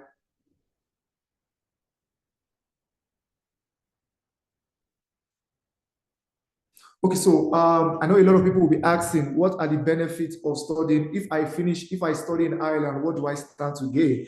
So if you finish studying in Ireland, you're getting a post-study work visa in Ireland, and that's for 2 years. So for undergraduate program, if you do a 3 years or 4 years undergraduate program, you're getting 1 year stay back option. If you do a 1 year master's, you're getting a 2 years stay back option. And also there's a route for permanent residents in Ireland as well too. So this is also a great news for those who might be considering Ireland. So the moment you're done with your program, you're entitled to your 2 years post-study. You can also apply for jobs under the critical skills, and this will also give you an opportunity to also apply. Maybe this will also give you an opportunity to apply for PR, but you must have been in the country for at least 5 years before you can apply for your permanent residence. Okay, put the next slide. Okay, so these are popular cities in Ireland. So if you're looking at Ireland, these are cities that you can actually consider. Dublin is actually the capital. So you have there's a lot of nightlife, there's a lot of things happening in Dublin. It's a city center, you have different offices. That's where you have most of the headquarters actually. Most of the headquarters for most of these top companies, they're actually situated in Ireland. Another destination that a lot of international students consider is Cork and Limerick. Galway is also a good place to study, but Dublin is actually the capital. A lot of students go to Dublin. A lot of students also consider Cork and Limerick. Okay. The next is, Okay, so thank you for your attention. I didn't put the visa requirements and the process. So I probably want to talk about that now. Okay, so if you're coming to Ireland, one of the things I would advise you to do is, also need to know what is the financial requirement. This is very important if you want to study in Ireland. Unlike the UK where, anybody can actually sponsor you as far as they put the funds in your account, that's for the UK. But for Ireland, it has to be a very close family member, a friend, uncle. So you have to actually have a very close family member who is sponsoring you if you're considering Ireland. Now, they are very particular with sponsorship. So if you want to come and study in Ireland for an undergraduate program, you're required to show the entire 4 years proof of funds. For example, if you're studying a 4 years course, they need you to show that you have the entire 4 years funds for the program. Unlike the UK where you can only show for 1 year, for Ireland, you have to show for the entire 4 years. This means that your sponsor will need to show that they have enough funds for your entire study. If this is not on ground or this is not available, this might lead to visa rejection. So that's why we advise that it's important to look at your finance. It's important you're aware of the journey before embarking on the journey. So the sponsorship they take is either your parents, biological parents, which you can always show proof. So anybody who is going to sponsor you, you have to show proof that you're related to the person. If that person is your uncle, either from your mother's side or from your father's side, you're expected to show that this person is related to either your mom or your dad. And the way to show relationship is either you bring the birth certificate of your mom or birth certificate of your dad or birth certificates to show that they are related. Outside that, it might be difficult to convince the visa officer that this person is actually related to you. Now, the bank statement that is required for visa application is 4 months. So they require a 4-month bank statement. So if you must consider Ireland, it means that you need to put at the back of your mind that you're submitting a 4 months or you're submitting a 6-month bank statement. Preferably, we advise 6 months, actually. In some cases, the embassy might send an email to request for a 1-year bank statement, but we advise that you provide a 6-month bank statement, and your sponsor has to have something that they are doing. It's either they are employed or they run a business. If they run a business, they have to show that they are the sole owner of that business, or they are the sole owner of the business. Now they have to show CAC documents to show that they are the owner of the business and how the business generates funds.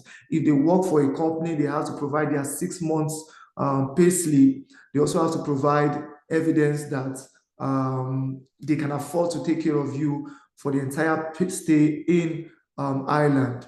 Now, also, if you're looking at for master's program, you're required to show at least 6-month bank statement and also work experience. Now, it's important that they also consider work experience.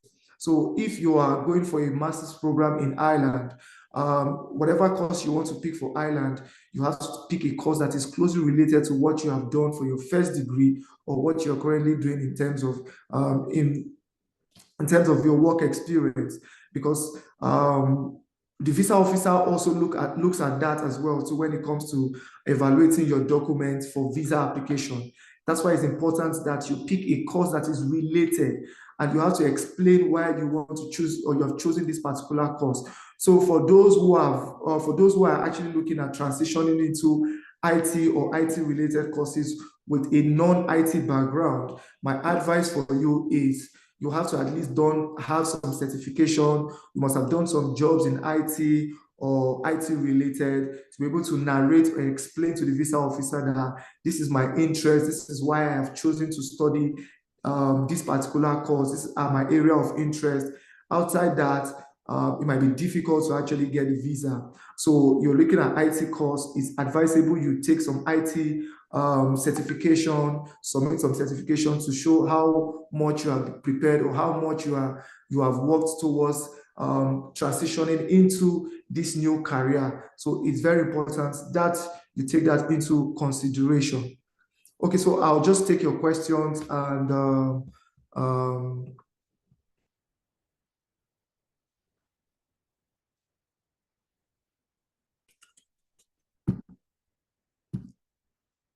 can you share? Because I can't see those questions. Okay. Okay. Okay, can you see the questions now, or do you want me to? Yeah, so I can see the questions now. So for tuition fee, do you have to pay everything? Okay, so let me just go from the top and see where it started from. Okay.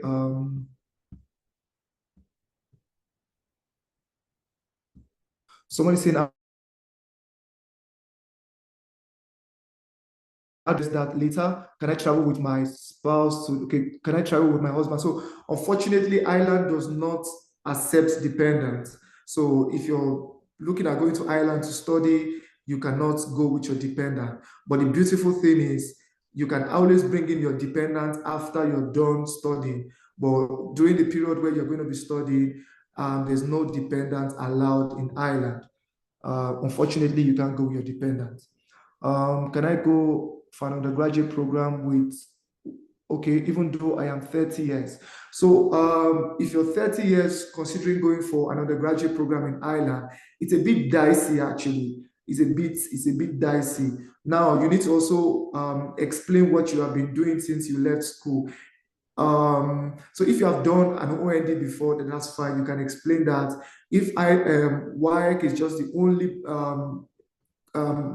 degree or only program, qualification that you have, then it might be a bit difficult. One is because visa officer might frown at it because they want to know what you've been doing, what have you been doing since you left high school?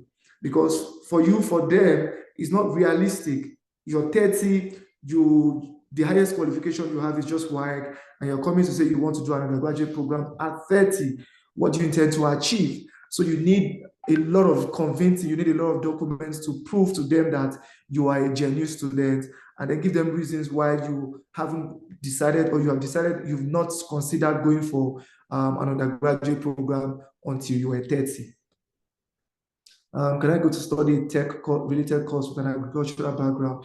Yes, like I said earlier, if you have a non-IT background, you can actually come in to study a tech or study an IT-related course. You probably do a graduate diploma for 1 year, and then you can now do your master's program in IT. So graduate diploma will be in IT. So this would actually take you through the fundamentals, give you an idea, the basic knowledge that you need to know about IT courses. Now, mind you, before you can actually be enrolled into that program or given an offer into that particular course, you must have shown that you have done over the years, you've either done an IT course, or you've either taken some certification, or you're currently working in a place as an IT person, and then either you have done you've done a related IT course, or you're currently working and you have worked for at least a minimum of 2 to 3 years before they can consider you into that program. And also, you also need to show proof to the embassy, apart from the fact that the school will need you to submit this. It's a major requirement for the embassy. If you don't submit that, or if you don't have enough evidence to prove to the embassy that you want to transition into IT, this might affect your visa application. Is it possible to appeal an Ireland? Yes, it's possible. So one of the beautiful things about Ireland is, if an applicant has actually been refused a visa, it comes with, they highlight the reason why the visa was actually refused. So you see the reason. If it's based on finance, you're going to see it. If it's based on relationship to sponsor, you're also going to see it. It's based on they are not convinced that you'll come back. You can always appeal, and you can appeal this decision with no cost. All you need to do is just provide the additional document, or try and explain to them, address the reasons why the applicant was refused, and then you can DHL your documents to the Irish embassy in Abuja, and within 6 to 8 weeks, you'll get a decision if you have included all the documents that has been requested or highlighted on the visa refusal. Okay, so I also addressed something. So it's important that you also declare that you have been refused a visa before. If you have, if you do not do that and they find out that you've been refused a visa before, this would lead to a ban. They are likely to give you a 5 years ban. So it's important that you are truthful in your application. If you've been refused before, we advise that you provide evidence of the refusal, and we advise that you highlight or you mention it in your application. Is it possible? Okay. What's the next question? What are the key deadlines for enrollment? So if you're looking at enrollment, okay, so there are different enrollments in Ireland. So the popular enrollment, the popular intake is usually January and September. So there's a January intake and there's a September intake. Now, most schools in Ireland would require that you at least submit your application 6 months prior to your course start date. Now, because visa takes about 8 weeks. Now, it takes Ireland visa process because of the timeline. Most schools will advise that you put in your application at least 6 months to the course start date, because it takes a while for Ireland to actually respond to application. So this is very important. So if you're considering September intake and you have your funds, I would say yes, the process application doesn't take time. The process takes between 4 to 6 weeks. You've gotten an offer from an Irish university, and then you can make your deposit. And one of the things I'll also say is that Irish schools do not, majority of the Irish schools do not take part payment. Most of them require 100% of your tuition fee. Just a few of them are considering 65% of your tuition fee. Also, it also gives you an advantage if you have paid 100% of your tuition fee, and then you know that you're left with just showing your proof of funds, which is 10,000 to 12,000 euros for 1 year. So most Irish schools, just have it at the back of your mind that if you're considering Ireland, you need to have at least 100% of your tuition. And just like I said, just a few schools would take 65% of your initial deposit. Can I put an application for September intake? Yes, like I said, yes, you can do that if you have your sponsorship, sponsor is ready and your proof of funds is readily available. You can still put in your September. You can still put an application for September intake. Does the 2 years post-study period count towards the number of years required applying for PR? No, it does not count. So it doesn't count because it doesn't count towards your PR. So you need to finish your program, get a job, and most times we advise that you either get a job under the critical skills. So if you get a job under the critical skills, you stand a better chance of getting a PR. Are there scholarships for international students in Ireland, and what is the maximum hours they can work on campus? Okay, so maximum hours you can work as an international student is 20 hours. So that's the maximum holiday period. Maybe when you're on holiday, you can actually work 40 hours. But during term period, you're only allowed to work 20 hours. Yeah, like I said, scholarship, Ireland offers some discounts, just like you have in the UK. So you could get as much as 2,000 euros, you get as much as 3,000 euros, you could get as much as 5,000 euros. And there's some scholarship that are automatic, 1,000, 2,000, you don't have to apply for it. The moment you've gotten an offer, it's an automatic discount. While some is actually based on merit.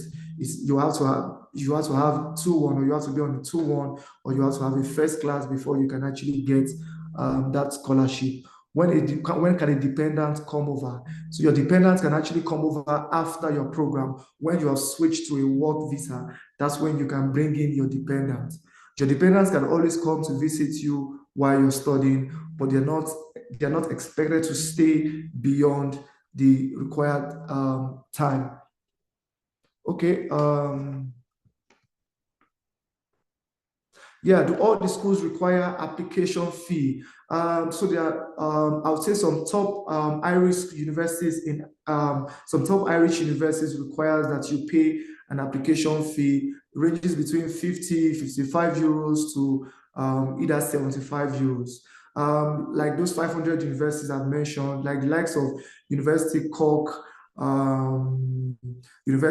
Trinity College, and some other universities, you're required to submit an application fee. But not all universities in Ireland or colleges in Ireland take application fee. Okay, if you have questions, you can still send in your questions. I'm happy to answer those questions. What is the limit to get for an undergraduate program? Okay, so for an undergraduate program, like I rightly advised, I would say that for an undergraduate program, at least you shouldn't be above 25.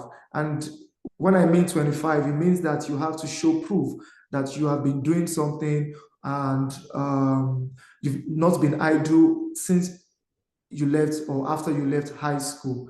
It's very important that you have to explain what you have been doing. They do not want to see any gap. So if you have gap, you have to explain the gap. And by explaining the gap, you also need to show evidence. It's not just coming to say, oh, I have been involved in this, I have been involved in that. If you have worked in XYZ place for this number of years, you've worked in the other place for a number of years, you have to provide evidence. So you have to either submit your employment letter or reference letter from that place to show that you have worked in that place for a particular period of time. That's the only way they can be convinced that you were doing something. And mind you, the Irish embassy might contact your previous employer to confirm the documents that you have submitted. So it's important that you are truthful in your application. Please take note of that. They do not joke with documentations, and you have to be truthful when you're submitting your application. And this goes to a master's degree holders, for those who are also considering master's program as well too. So if you're considering a master's program, from when you have graduated till date, you will have to prove what you have been doing. This is a major requirement for visa application. So if you had, maybe you left school in 2021 and you didn't do anything in 2021 to 2022, you got a job late 2022, you have to explain what you've been doing from that 2021 to 2022, and you have to also provide evidence to that. If not, it might also lead to refusal. For master's program, work experience at 48 years old, get a chance. Okay, so for a master's program, somebody who is 48 years, yes, you stand a chance of getting a visa if you can prove that you are a genuine student. But in most cases, it's quite risky, because 48 years, it means that you've left school more than 20. It means that you've left school more than 15 to 20 years ago. And if you have left to do your master's program at this point after this number of years, because the truth is, they are aware that for you to have left school for this period, for this long, coming to say this, you are not a genuine student. So you have to provide a lot of documents where you have worked, certifications that you have gotten, and you also need to write a very strong personal statement explaining why it took you this long to go for your master's program. And okay, but I heard there's something called mature student program above 30. Yes, there's a mature student program called 30. Now, I need you to understand that in most cases, universities do not have a problem with giving offers, but the most important thing is the visa. The most important thing is the visa. And like I earlier said, can you prove what you have been doing? It's not about, oh, even if you get an offer at 30 or when you're 30 years old, but the idea is, can you prove what you have been doing over the years? And now you need to convince the visa officer that you have been doing this, and then you have something tangible that you have done over the years. If the school gives you an offer, or you get an offer, you make your that you've got something or you've been doing something, it's going to lead to refusal. That's why most times we advise that if you are above a certain age, do not consider this location. You can always consider another destination because your chances of getting visa is quite slim. Trust me. There's no point painting anything. The moment you're 30, going for an undergraduate program, your chances of getting the study visa is quite slim if you cannot prove what you have been doing since you left high school with just WAEC results. Okay, do I have access to the Schengen area, which is an Irish visa? Okay, so you probably have to apply for an Irish because Ireland is not part of Schengen. So if you want to apply for if you want to travel to Schengen or apply for a Schengen visa, you have to apply for the visa. What is the limit on the graduates? Do you have access to Schengen areas with an Irish visa? No. But I heard, okay, the mature, I talked about that work experience, 48 years, stand a good chance. For a master's with work experience, 48 years age, stand a good chance. I think I've addressed that. 48 years, yes, you can still apply if you have, you've got travel history, you've got a lot of work experience, you can provide letter of employment from when you left university till date, where you have worked and how you've been involved in different activities. Yes, you stand a good chance if you have that in place. What are the better country destinations with over 40 years? If you're considering over 40 years, you probably might be looking at the UK if you want to do your master's program, or you probably might be looking, another destination you might also want to consider is Canada. So Canada, I think Canada takes, if you're 40 years going for a master's program, they might not really frown at that. Then UK option too is also a better place to, for those who are above this age or who are who is particularly this age or more than this age, you can actually consider these options. But for Ireland, it's usually a no-go area. Okay, so you can actually keep your questions coming and I'll be willing to answer them and all. So Ireland considered finance to be very important. So that I would say, I'll reiterate that over and over again. Ireland considers finance and relationship to your sponsor. So if you've got somebody who is sponsoring you and the person is not a family member, you have to do a lot of documentation to prove that why this person is sponsoring you and what is the relationship with yourself and this sponsor. Now, so if you are also, maybe you have somebody who is willing to pay for your academics and the person is not closely related, or the person has actually been involved in your academics, or the person has been involved in your life, and you can show proof that this person has paid your fees from university days, or this person has taken care of you, or this person has been your guardian. You have to show proof, receipts, that this person has been the one taking care of you, or this person has actually paid your fees, or this person has done major investments in your life. And as far as there are evidence to that, we can also attach that to show that there's a relationship between yourself and your sponsor. So if your brother is sponsoring you, you've got a brother or a sister, you have to submit your birth certificate. You also have to submit your sister or brother's birth certificates to show that you shared both parents on the birth certificate, and that's the only way to convince them. So you need a lot of paperwork, a lot of documentations to convince them that you are a genuine student. For master's program with this thing.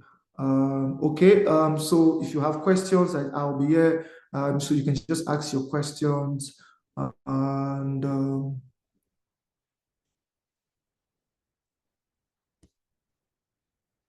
if there's any question you think I've not attended to?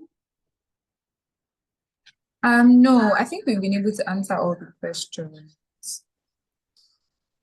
All right, so Ebu, I'm here. If they have any questions, they can actually ask That's the end of my presentation.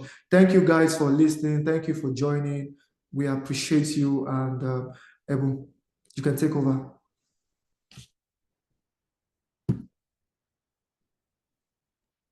All right, thank you so much for that, Mr. Nelson. That was a very insightful presentation. And also thank you to everyone that had asked their questions. I'm sure that he did a very amazing job in responding and providing answers. So even if you have any more questions that you've not been able to ask during the session about studying in the UK and studying in Ireland, then feel free to drop it in the chat, or alternatively, fill the link in the chat box that we dropped, and we'll do well to attend to your questions. Okay, so we're a bit out of time now, and we would be wrapping up the presentation. But before we do that, I want to conclude with how we can help you. So where do we come in as an agency? So we've talked about Nexi Concept Limited, and we've also had discussions around studying in the UK and in Ireland, but we can offer you so much more services that would be beneficial to you in kickstarting your study abroad journey. We can offer you free counseling services. So at no cost, we have expert counselors that would help you to assess your profile, your preferences, and also align you with the best fit for an institution. We can also help you to fast track your admission services and your offers. So you are rest assured that when you work with us, you get quick turnaround times and response times. Okay, so we're trying to minimize the wait as much as possible. And we know that interviews are sometimes unavoidable. So we come in a way where we're able to prepare you adequately, provide you with information, and also to help you build that confidence in answering questions during interviews. And very, very importantly, you know that you cannot go anywhere without a visa. So we have expert visa advisors that are able to guide you, assist you with your documentation, and ensure that you have a smooth experience throughout your application process, and hopefully also get a visa approval. And then last but not the least, ongoing support. Over and over and over again, we've been able to pride ourselves in the fact that we don't just leave our students. So our services to you don't just end when you get an offer or even when you get your visa. Okay, so we hold your hand through the entire process. And even after you get to your destination country, we're able to help you and we're able to provide you with assistance. So the last slide we have here is for our contact details. So please feel free to contact us on any of these numbers. Even if you're not based in any of the locations that you can see on your screen, feel free to drop us a message or reach out to us, and we would answer you immediately, okay? You can also reach out to us on our social media. We're on Instagram, we're on Twitter, we're on TikTok, and we are on Facebook. So we're very active there, and we take inquiries as they come. Thank you to everyone for your time. I see a question from Evelyn here. Do you charge processing fees? And what is the amount if you do? Yes, please. For some countries, we charge processing fees, but you're lucky because if you're interested in studying in the UK, processing is absolutely free of charge. We will reach out to you and we'll be able to discuss more on this. So please fill the form that was dropped in the chat and be rest assured that we'll reach out to you. So if you're looking at studying in the UK, be rest assured that we charge nothing for processing your applications as well as your visa. You hope Nexi would have an office in the Southeast soon. Yeah, so definitely we're looking at expanding, but you can always reach out to our Port Harcourt office in the event that while we wait to expand. So thank you everyone for your time. Thank you for all the questions and inquiries. I hope this was worth it for you, and we look forward to contacting you sometime soon. Don't forget, stay glued to your email. The recording will be shared as soon as possible. Enjoy the rest of your day, and we look forward to seeing you in our next session by 5 p.m. where we discuss studying in the USA and in Canada. So that's 5 p.m. Nigerian time and 4 p.m. Ghanaian time. See you soon, everyone. Bye.